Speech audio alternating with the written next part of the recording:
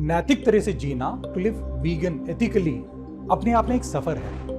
क्योंकि हम ढूंढते रहते हैं जहां तक हो सके हमारे हाथ से किसी भी संवेदनशील जीव का नुकसान ना हो, उसे तकलीफ ना हो। लेकिन जिस तरह से हम जी रहे हैं इस दुनिया में, कहीं ना कहीं वो होता ही है। सो मैं आपको अपनी बात बताता हूँ। मैंने अपने खाने में, अपने रहन सहन में जहां तक हो सके किसी भी पशु का शोषण, किसी भी पशु पर अत्याचार नहीं हो, ऐसा जीने का तरीका चुना है। पर मैं जानता हूं ये जो मेरे पास पैसा है, जो मैंने पैसा इन्वेस्ट किया है इतने सालों से, जो मैंने पैसे बचाए हैं, ये मैं कहाँ इन्वेस्ट करूं? जहां पे भी इन्वेस्ट करता हूं उस पर मेरा कंट्रोल नहीं है। क्योंकि वो म्यूचुअल फंड, वो कंपनी, वो पैसे का क्या करता है मुझे नहीं पता। स्टॉक्स में जब हम इन्वेस्ट करते हैं, बाजार में जब हम इन्वेस्ट करते हैं, सो हमेशा मुझे ऐसे लगता था कि ये जो मेरा पैसा है ये वीगन तरीके से काम नहीं कर रहा, ये नैतिक नहीं है, इसका रिटर्न नहीं है, और इसका मुझे हमेशा दुख होता, दोगलापन लगता। पर आज वो दोगलापन खत्म, क्योंकि आज हमें एक ऐसा म्यूचुअल फंड मिला है, एक ऐसा एएमसी मिला है, क्वांटम एएमसी, जो कि बहुत ही नैतिक है, अच्छे लोग हैं, इनका मार्केट में बहुत बढ़िया रेपुटेशन है। इनके जो साहब है अजीत साहब, बहुत ही अच्छे आदमी हैं। सो इनका ये जो नया म्यूचुअल फंड है, क्वांटम एथिकल फंड, ये टोटली पशु क्रूरता के खिलाफ है। और मेरे लिए, जहां तक मैंने समझा है, जहां तक मैंने रिसर्च किया है, जहां तक मैंने इनके ऑफर डॉक्यूमेंट पढ़े हैं, मुझे ये टोटली वीगन लगता है। सो अब मैं अपना पूरा पैसा जो है यहां इन्वेस्ट करूंगा, और मुझे पता है कि मेरे पैसे से अब नैतिक पैसा ही बनेगा।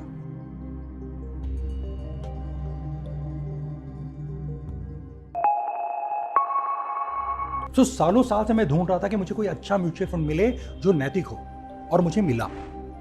और मैंने उसका ऑफर डॉक्यूमेंट पूरा पढ़ा, डिटेल में पढ़ा, और फिर मैंने जाके उनके जो मेन सीआईओ हैं, चीफ इन्वेस्टमेंट ऑफिसर, उनको बुलाया कि आओ आप हमारे साथ बैठे वीडियो पे हमारे दर्शक, और ऑन कैमरा बताएं कि आप सच में नैतिक हैं और आपका पैसा पशु क्रूरता पे नहीं लगता। सो आए हैं हमारे साथ आज चिराग मेहता साहब, अच्छे आदमी हैं, अच्छा म्यूचुअल फंड चलाते हैं, और उनसे मेरी अच्छी बात हुई।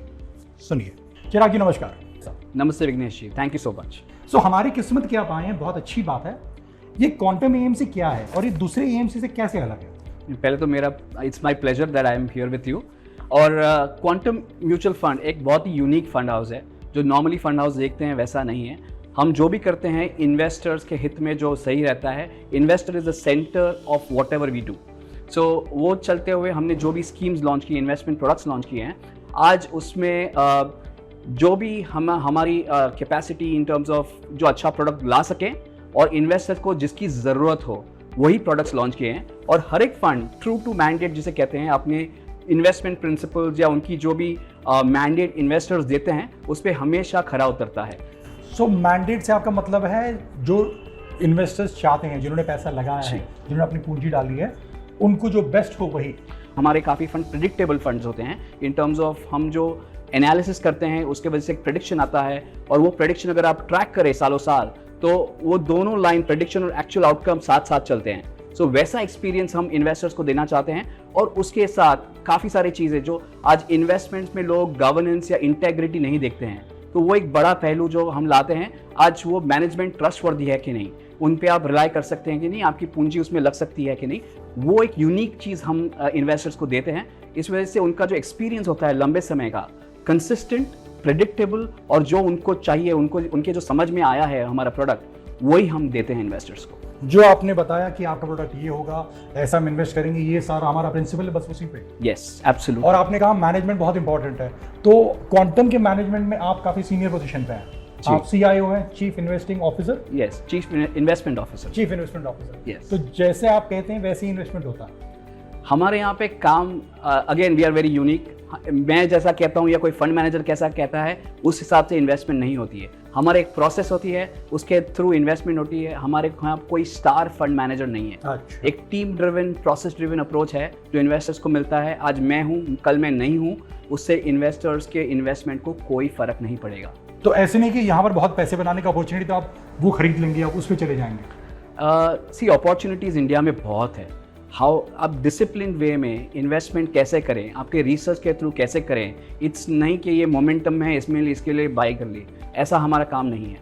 हम जो सिस्टमैटिक रिसर्च करते हैं हर एक स्टॉक आइडियाज़ को, उसमें जो भी हमारा एनालिसिस होता है, उसके एक बाय एंड सेल प्राइस होती है, और उसके थ्रू ही हम बाय एंड सेल करते हैं।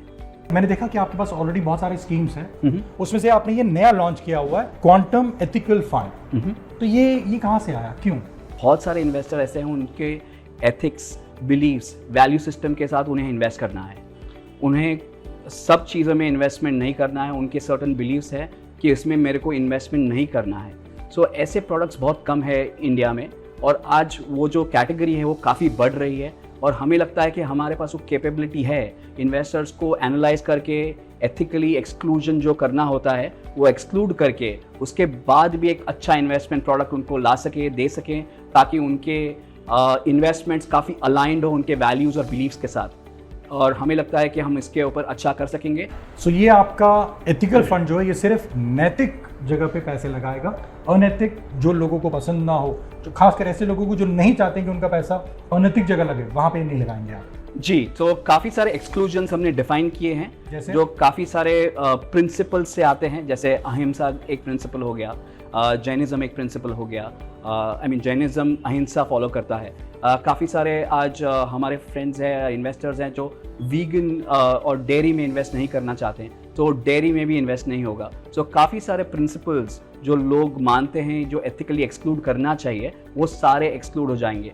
और आज बहुत सारी कंपनियां ऐसी होती हैं जो ऑन पेपर एथिकली दिखती हैं, मगर एट द सेम टाइम उनमें इंटेग्रिटी के कुछ इश्यूज होते हैं।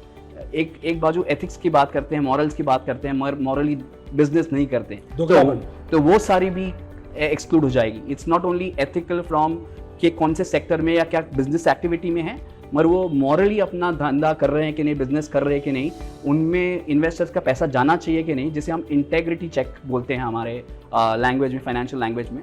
तो उसका भी इवैल्यूएशन होता है। Very nice. ये बात सुन के मुझे बड़ा अच्छा लगा कि आप मैनेजमेंट और उनके काम करने के तरीके का इंटेग्रिटी भी चेक करेंगे। एब्सोल्युटली।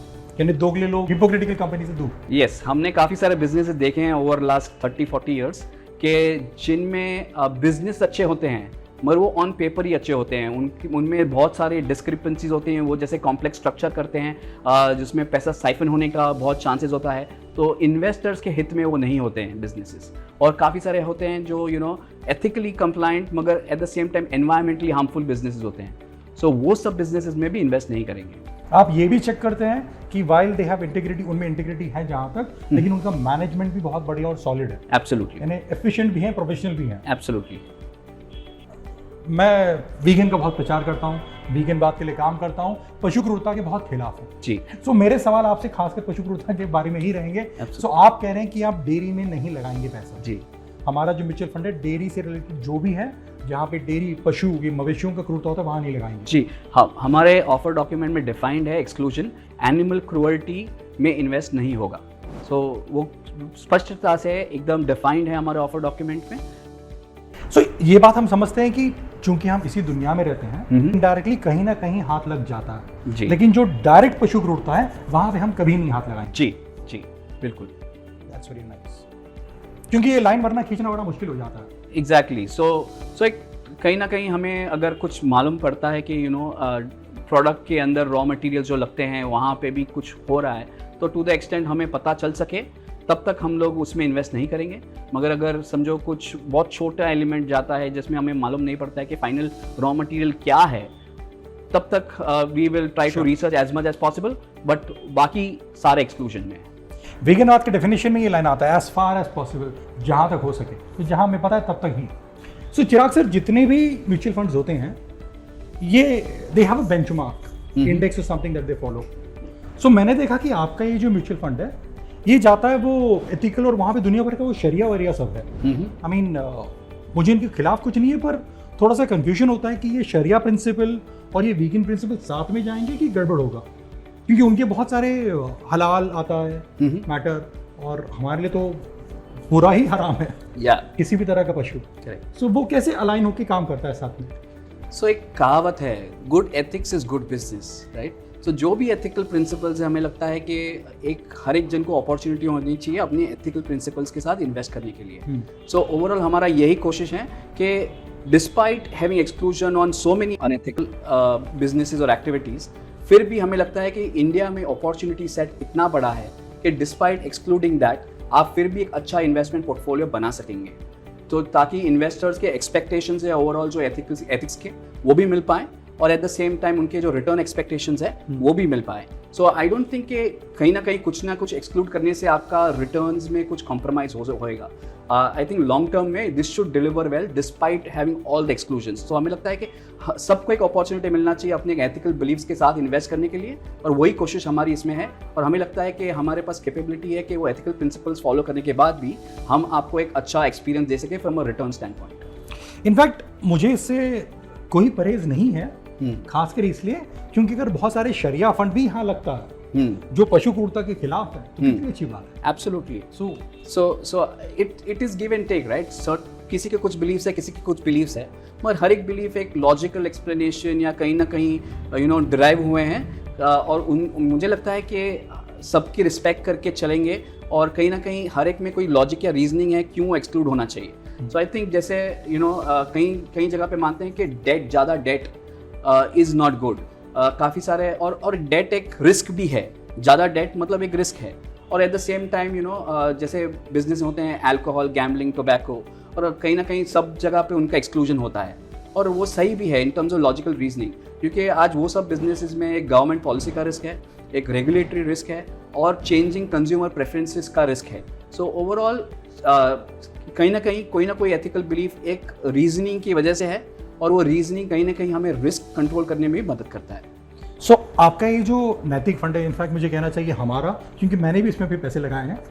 सो ये हमारा जो एथिकल फंड जो है, ये किसी भी तरह का ऐसा कंपनी या प्रोडक्ट में इन्वेस्ट नहीं करता which can harm other humans also, जो दूसरे इंसानों को भी नुकसान पहुंचे, उसमें भी नहीं करता है. एब्सोल्युटली. सो जैसे हम इंटेग्रिटी चेक में सोशल पैरामीटर्स भी चेक करते हैं इन अ वे कि उनका सोशल बिहेवियर कैसा है.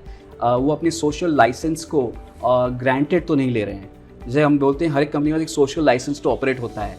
सो वो ग्रांटेड लेंगे मतलब कि कहीं ना कहीं इम्पैक्ट लाते हैं लोगों पे. सो वो भी हमें लगता है कि वो नहीं होना चाहिए.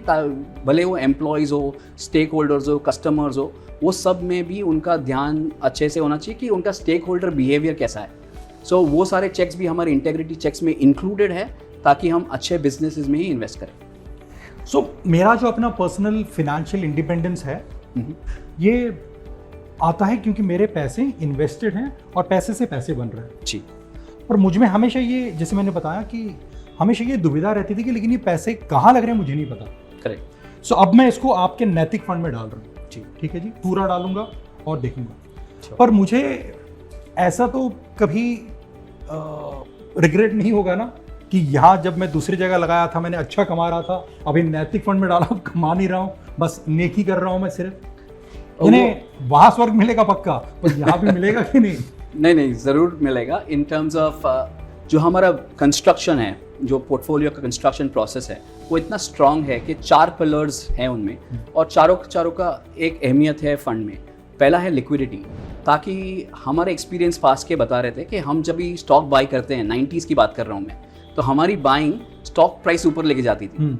जब भी हमें रिडेम्पशन आता था इन्वेस्टर्स का, और जब भी हम स्टॉक बेचते थे, हमारी सेलिंग से प्राइस नीचे आ जाते थे. हमें तो हमारी फीस मिल गई, मगर इन्वेस्टर्स को क्या मिला? जो एक टाइम पे पेपर पे प्रॉफिट से वो रियलाइज नहीं हो पाए. राइट. सो उस एपिसोड के बाद हमारा एक रूल है, कोई भी प्रोडक्ट हो उनका लिक्विडिटी डिफाइंड हो, ताकि इन्वेस्टर्स जब भी अपने प्रॉफिट्स कन्वर्ट करने की ट्राई करें, रियलाइज करने की ट्राई करें, तो उन्हें वो प्रॉफिट्स मिल पाएँ, ताकि हमारा सेलिंग से प्राइस नीचे ना चला जाए और आपके पास कुछ ना बचे. सो एक लिक्विडिटी एक बहुत अहमियत चीज़ है. म्यूचुअल फंड्स एक ट्रांजैक्टेबल एनएवी देना चाहिए, और वही हमारी कोशिश है थ्रू दैट लिक्विडिटी चेक. सो कोई भी स्टॉक $1 मिलियन से ट्रेड करते हों 8.5 करोड़ के आसपास, वही स्टॉक्स हमारे पोर्टफोलियो में इंक्लूड होंगे. दिन का 8.5 करोड़ का कम से कम उसका ट्रांजैक्शन होना चाहिए. यस. बाजार में और last 12 months on an average. कई बार 2-3 करोड़ भी होता है, कई बार 15 करोड़ भी होता है, तो एवरेज 8.5 करोड़. यानी अच्छे बड़े रेप्यूटेड कंपनी ही होंगे जिनका इतना ट्रेडिंग होता है. ये एक मानना, आज काफ़ी सारे छोटे company, small cap companies, mid cap companies भी अच्छे कंपनीज हैं. उनके मार्केट कैप ज़्यादा नहीं होते हैं, उनका ट्रेडिंग वॉल्यूम, उनमें इंटरेस्ट इतना है कि उनके ट्रेडिंग वॉल्यूम ज़्यादा होते हैं. तो हमें मार्केट कैप से कोई परहेज़ नहीं है, उन लिक्विडिट होने चाहिए. सो वो एक इम्पॉर्टेंट पिलर है. सेकंड, जैसे मैंने कहा कि एथिकल एक्सक्लूजन हमारा बड़ा पिलर है, जिसमें जो भी एथिकली कंप्लायंट बिजनेसेस नहीं है वो सब बाहर हो जाएंगे. थर्ड पिलर हमारा इंटेग्रिटी चेक होता है, वो बहुत यूनिक है, हमारा प्रोप्राइटरी प्रोसेस है जो हम 1996 से इवॉल्व करते आए हैं। पहले 10-12 पैरामीटर से आज 200 पैरामीटर जाते हैं, हर एक कंपनी को असेस करने के लिए कि उनमें भरोसा कर सकते हैं कि नहीं, उनका बिहेवियर ओवरऑल कैसा है, उनका गवर्नेंस स्टैंडर्ड, उनका मैनेजमेंट, उनका बोर्ड कैसा है। सो ओवरऑल जो स्ट्रॉन्ग कंपनीज है, जो जिसे क्वालिटी कंपनीज कहते हैं सही मायने में, वही कंपनीज उसमें इंक्लूडेड होंगे। सो एक दोनों एथिक्स और इंटेग्रिटी रिस्क कम कर देते हैं हमारा कंप्लीटली, और जो क्वालिटी कंपनीज है और क्वालिटी कंपनीज ही डिलीवर करते हैं at the end of the day market में। चौथा है फाइनेंशियल चेक्स, ताकि ये सब तो सही है आपने कहा जैसे अच्छा रिटर्न देखेंगे नहीं, तो जो फाइनेंशियल चेक्स है एग्जैक्टली, सो हम वही कंपनीज में इन्वेस्ट करते हैं जहाँ पे लेवरेज कम हो, उनका रिस्क कम हो, बैलेंस शीट स्ट्रांग हो, ताकि उनके ग्रो करना है तो भी ग्रो कर सके। सेकेंड इज उसमें प्रॉफिटेबिलिटी है कि नहीं, उनके जो काफ़ी सारी कंपनीज आज के दौर में रेवेन्यू जनरेट करती हैं, फ्रीबीज दे के, कैशबैक दे के, वो सब करके रेवेन्यू जनरेट हो जाते हैं, मगर वो प्रॉफिट्स में ट्रांसलेट नहीं हो पाते। तो प्रॉफिटेबल कंपनीज जिनके फ्री कैश फ्लोज जनरेट हो रहे हैं वैसी कंपनीज में इन्वेस्ट करते हैं। और थर्ड रिटर्न रेशियोज हम देखते हैं, उनके capital allocation decisions over time कैसे रहे हैं, उन्हें जो भी इन्वेस्ट किया है, प्लांट्स बनाए हैं, फैक्ट्रीज बनाए हैं, ऑफिस खोले हैं, तो उनके जब भी कैपिटल इन्वेस्टमेंट हुए उन पे रिटर्न्स कैसे डिलीवर किए हैं। सो ये सारे फाइनेंशियल चेक्स हम बहुत सारे करते हैं, मगर ये 3 बहुत इंपॉर्टेंट चेक्स हैं in terms of company financially strong है कि नहीं। कहीं ऐसा तो नहीं कि बहुत ज़्यादा चेक्स हैं आपके पास, दूसरे फटाफट कर रहे हैं, हम चेक्स में अटक गए हैं? नहीं, इसमें आपका जो रिसर्च प्रोसेस है, रिसर्च टीम्स है, वो कैसे काम कर रहे हैं वो इम्पॉर्टेंट है। जैसे इंडिया में भले हमारा फंड हाउस छोटा है, मगर रिसर्च एंड इन्वेस्टमेंट टीम्स हमारा फोर्टे है, हमारा स्ट्रेंथ है। One of the largest research and investment teams in the country है हमारे पास। We have a total research and investment team of close to 30 people, and हम खाली डेस्क रिसर्च नहीं करते हैं। आज कंपनीज ने डिस्क्लोजर दे दिए हैं या फाइनेंशियल दे दिए हैं, उसके ऊपर रिलाई करके हम काफ़ी सारे चेक्स करते हैं, मैनेजमेंट्स को मिलते हैं, प्लांट्स फैक्ट्रीज विजिट करते हैं, काफ़ी सारे हमारे चेक्स जाते हैं टू असेस द कंपनीज, और उसके बाद ही हमारा डिस्कशन होता है इंटरनली, और उसके बाद ही हमारा असेसमेंट कंप्लीट होता है इन टर्म्स ऑफ ये कंपनी में बाय करें, नहीं करें, कौन से प्राइस पे करें, कब करें। सो ओवरऑल काफ़ी सारे चेक्स हैं, मगर इट इज़ नॉट आज कर रहे हैं, हम सालों से कर रहे हैं, हमारे पास काफ़ी सारा एक्सपीरियंस है और हमें लगता है कि हम अच्छा पोर्टफोलियो डिलीवर कर पाएंगे। सो आप अपने आप को, आपके म्यूचुअल फंड को, एएमसी को कितना बुलिश मानते हैं? सो एक इंडिया में 3 चीज़ें हमने देखी है, एक hype, hope and reality. So we are very close to reality, hope और रियलिटी। यस। सो बहुत सारे लोग मानते हैं कि इंडिया 9-10% से ग्रो करेगा।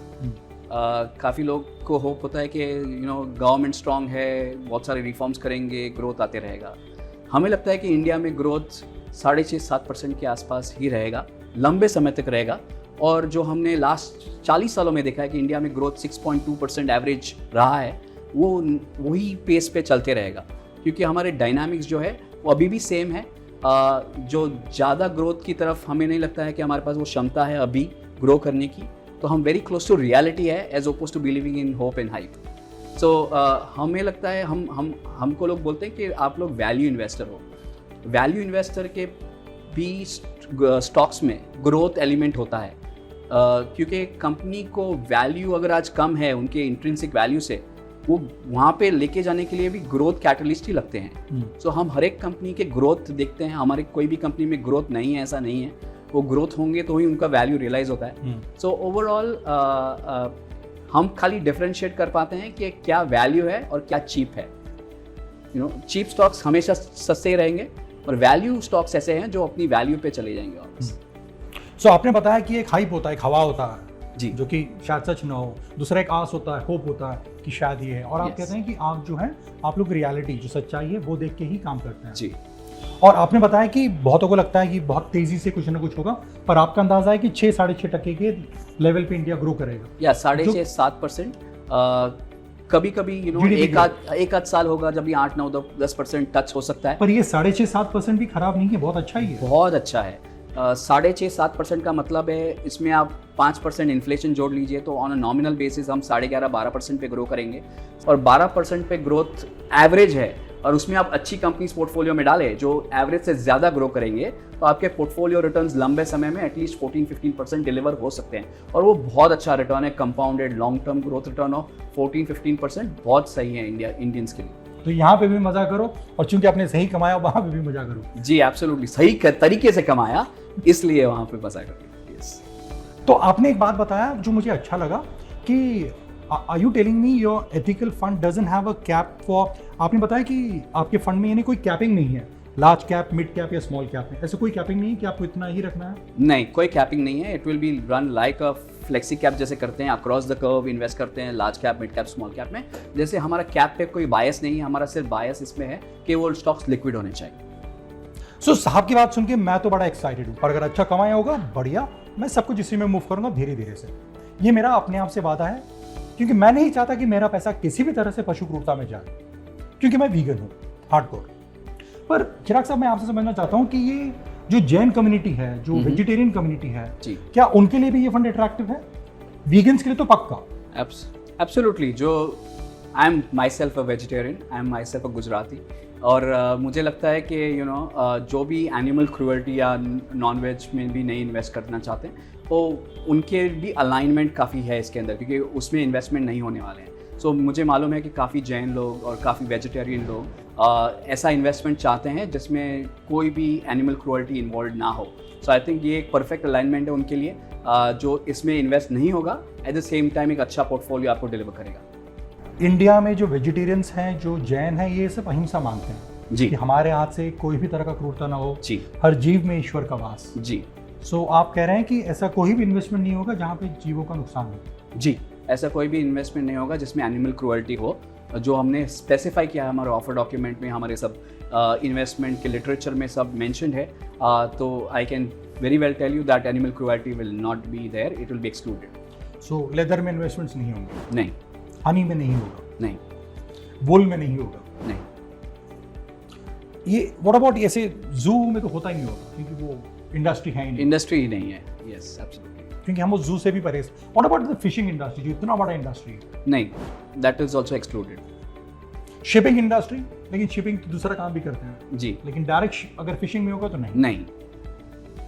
मैं दिल से खुश हूँ और बहुत अच्छा हुआ, हम इसकी तलाश में थे और ये आ गया। पर फाइनली मैंने इतने साल से इन्वेस्टमेंट किया है, पैसे कमाए हैं, तो अलग अलग छोटे से डाउट आते हैं जी। तो जैसे एक डाउट मुझे ये आता है कि आज तक मेरा जितना भी पोर्टफोलियो था अलग अलग एएमसीज, अलग अलग म्यूचुअल फंड्स में जी, उसमें सब ज्यादातर 25 से 50% फाइनेंशियल्स ही होते हैं, जी। बैंक्स होते हैं, फाइनेंशियल इंस्टीट्यूट्स होते हैं। आपकी ये जो शरिया एथिकल फॉलो कर रहे हैं आप, उसकी वजह से फाइनेंस में इन्वेस्टमेंट नहीं होगा जी। तो ऐसा तो नहीं कि इन्वेस्टमेंट अपॉर्चुनिटी, देखिए आज इंडिया में इतनी सारी अपॉर्चुनिटीज़ हैं जिसके थ्रू आप रिटर्न्स अच्छे डिलीवर कर सकते हैं। तो एक सेक्टर में नहीं किया तो उसके बाद भी बहुत सारी अपॉर्चुनिटीज़ हैं जिसमें आप इन्वेस्ट करके वही रिटर्न बना सकते हैं या उससे ज़्यादा बना सकते हैं। पिछले 5 साल की बात कीजिए, कोविड के बाद banking sector has been one of the most underperforming sectors overall. अगर आप उसमें पैसे लगाए हैं, जिससे काफ़ी सारे पोर्टफोलियो में 30-40% फाइनेंशियल स्टॉक्स रहते हैं, तो आपके रिटर्न्स उतने नहीं आए हैं। सो ओवरऑल एक साइक्लिकलिटी होता है, एक फेजेस होता है, मगर ओवरऑल अपॉर्चुनिटी सेट इंडिया में इतना बड़ा है कि आप कुछ सेक्टर्स एक्सक्लूड करके भी अच्छे रिटर्न्स बना सकते हैं। और उस तरह से अगर आप वो सब फंड्स में इन्वेस्टेड है जिसमें फाइनेंशियल बहुत ज़्यादा है, तो एक कॉम्प्लीमेंट्री फंड बन जाता है आपको रिटर्न जनरेट करने के लिए। So overall I don't worry about not investing in financials. So जो लेंडिंग बिजनेसेस है उसमें इन्वेस्ट नहीं होगा, और काफ़ी सारे फंड्स ऐसे हैं जिसने डिलीवर किया है despite not investing in financial. So हमें लगता है कि कोई रिटर्न कॉम्प्रोमाइज़ नहीं होगा, only because of the fact that India में अपॉर्चुनिटीज़ बहुत ज़्यादा है। What about the pharma industry? Pharma industry सबसे ह्यूज वाली इतना फटाफट बढ़ रहा है, पर वीगनिज्म सेज कि हम एनिमल टेस्टिंग, एनिमल क्रूरल्टी जो फार्मा कंपनीज करते हैं उससे दूर रहना चाहते हैं। सो वहाँ पे आप कह रहे हैं कि आप लोग भी नहीं करोगे इन्वेस्ट जी, पर फार्मा इतना बढ़िया है, I mean will you be excluding it all? No, we will not be excluding it all. जो भी कंपनीज अपने दवाइयों के लिए एनिमल टेस्टिंग करते हैं फॉर देयर प्रोडक्ट्स, वो सारे बाहर चले जाएंगे। आज काफ़ी सारे कंपनीज ऑर्गेनिक वेज में दवाइयाँ बना रहे हैं, वो सारे इंक्लूड होंगे। जो ग्रीन केमिस्ट्री होता है उसमें इन्वेस्ट होगा। सो ओवरऑल सिर्फ वही फार्मा कंपनीज जो एनिमल टेस्टिंग करते हैं वो एक्सक्लूड हो जाएगी, बाकी सारी कंपनीज में हम इन्वेस्ट कर सकते हैं। हमारा ये जो एथिकल फंड है ESG भी है, या जो हमारे इंटेग्रिटी चेक्स है वो काफ़ी सारे ESG पैरामीटर्स भी लेते हैं इनटू कंसिडरेशन और फिर उन्हें असेस करते हैं। ठीक। सो यहाँ पे सिर्फ बड़े पैसे वाले ढूंढ रहे हैं आप कि सादा आदमी भी पैसे लगा सकता है? जो भी इन्वेस्टर अपने वैल्यूज़ और बिलीव्स और एथिक्स को इम्पोर्टेंस देते हैं और वैसे ही इन्वेस्ट करते हैं, जैसे बोलते हैं vote with your wallet, right? आपके बिहेवियर, आपके पैटर्न्स में इतना पावर नहीं है जितना आपके इन्वेस्टमेंट्स में है। Investments can change behaviours in a very significant way. तो अगर आप वो चाहते हैं कि आपके पैसे वहीं पे लगे जहाँ पे आपको रिटर्न्स भी मिले, एट द सेम टाइम आप इन्फ्लुएंस कर सके काफ़ी सारे कंपनीज को एथिकली बिजनेस करने के लिए, तो आई थिंक ये एक सही मौका है आपको इन्वेस्ट करने के लिए, ताकि आपके सही मायने में आपकी एथिक्स फॉलो हो या उनका इम्पैक्ट जो है सही मायनों में आप ला सके। सो ओवरऑल आई थिंक जो भी है, छोटा इन्वेस्टर, बड़ा इन्वेस्टर, 500 रुपीज़ भी आप इन्वेस्ट करना चाहते हैं तो भी आप इन्वेस्ट कर सकते हैं।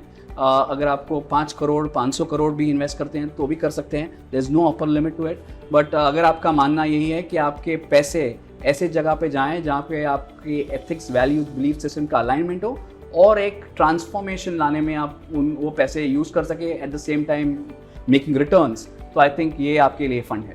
500 रुपए के स्मॉल इन्वेस्टर्स भी इसमें लगा सकते हैं। Very nice. Chirag ji, thank you very much. Thank it you. Has been amazing. I thank you for sharing this information. आपने ये सारी इन्फॉर्मेशन हमसे शेयर की, हमारे दर्शकों के साथ शेयर की, and it will help all of us. Thank you, Bring a Vignesh. change in the world. Absolutely, Thank you. absolutely. Change is necessary, and thank you so much for doing Thank this. you. Thank you. देखिए, जब हम तय करते हैं कि हम कोई भी पशु आहार का सेवन नहीं करेंगे, हम डायरेक्टली इनडायरेक्टली ये कह रहे हैं, दो बातें कह रहे हैं। एक तो मैं अपने में नहीं लूंगा, मैं अपने इस्तेमाल के लिए नहीं लूंगा। दूसरा, हमारा जो पैसा है हम उसका ताकत बताते हैं, कहते हैं कि देखो, मैं अपने साल भर के खाने पीने रहन सहन के लिए अगर 10 लाख खर्चा करता हूं तो ये मैं पशु शोषण जो कर रहे हैं उन कंपनीज को नहीं दूंगा। मेरे पैसे की ताकत से, हम सब अपने पैसे की ताकत से बताते हैं कि आप एक क्रूरता न करें, ये सब छोड़े। अगर आपको हमारा पैसा चाहिए, इनकम चाहिए, प्रॉफिट चाहिए तो। पर हम अपने आप पे कितना खर्चा करते हैं? सबसे मेन पैसा जो है वो इन कंपनीज को जो इन्वेस्टमेंट मिलते हैं, इनके जो शेयर्स खरीदे जाते हैं, वो होता है। जिसने बड़ा शेयर खरीदा वो कंपनी को डिक्टेट करता है कि कैसा हो। This is most influential. So मैं अब अपना पैसा यहां लगाऊंगा इन म्यूचुअल फंड में, और ये म्यूचुअल फंड उन सारे कंपनीज को बोलेगी कि ये देखो, ये इतना सारा 1000 करोड़ जो भी इतने सारे पैसे हैं हम आपको नहीं दे रहे क्योंकि आप पशु क्रूरता करते हो, उससे दूर हट जाओ और ये पैसे हम आपकी कंपनी में भी लगाएंगे। बड़ा स्टेटमेंट, पावरफुल स्टेटमेंट। सो आप भी अपना पैसा ऐसे अच्छे म्यूचुअल फंड में लगाएं जो पशु क्रूरता को ना बोलता है, और आपका पैसा भी काम करेगा जो अभी बैंक में एफडी में पड़ा है या यहां वहां पड़ा है। देखिए, मैं अपना पूरा पैसा म्यूचुअल फंड में लगाता हूं, ये फैक्ट है, लेकिन आप भी लगाएं, ये मेरा एडवाइस है आपसे। लेकिन आप अपना रिसर्च खुद कर लें और चेक कर लें कि ये आपके लिए सही है या नहीं। म्यूचुअल फंड में रिस्क होते हैं, लेकिन जिस तरह से इंडिया बढ़ रहा है, अगर आपने पैसे डाल के छोड़ दिए अच्छे म्यूचुअल फंड में, अच्छे कंपनीज में, तो वो पैसा बढ़ते ही रहेगा। स्लोली बढ़ेगा लेकिन मस्त बढ़ेगा।